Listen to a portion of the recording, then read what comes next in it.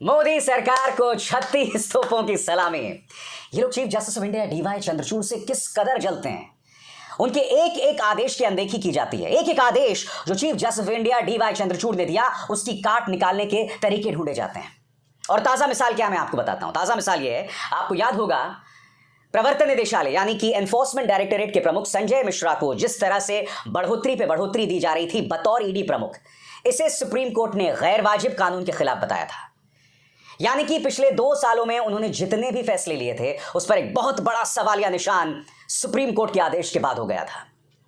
उसके बाद मोदी सरकार रोते हुए आई और उन्होंने कहा कि भाई हमें इंटरनेशनल एजेंसी से डील करना पड़ रहा है, लिहाजा सुप्रीम कोर्ट ने 15 सितंबर तक उन्हें एक्सटेंशन दे दी।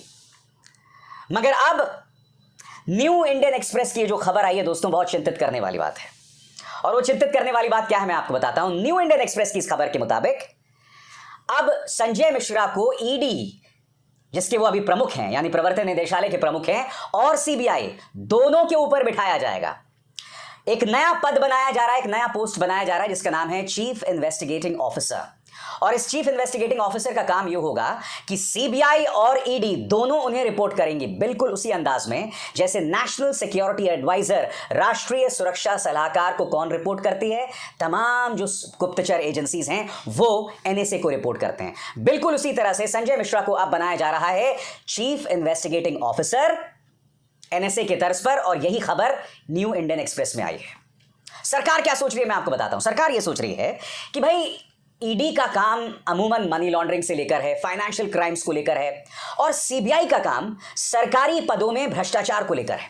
और सरकार का मानना है कि इन दोनों एजेंसीज में तारतम्य होना चाहिए, तालमेल होना चाहिए। लिहाजा एक ऐसा पद बनाया जाए जो इन दोनों के ऊपर हो, यानी ईडी और सीबीआई की ताकत अब इस शख्स के हाथ में होगी जिसका नाम है संजय मिश्रा, जिसके एक एक आदेश पर chief justice of India DY Chandrachud सवाल उठा चुके हैं। मैं फिर आपसे सवाल पूछना चाहता हूं, आखिर chief justice of India DY Chandrachud से इस कदर एलर्जी क्यों है मोदी सरकार को? याद कीजिएगा दोस्तों।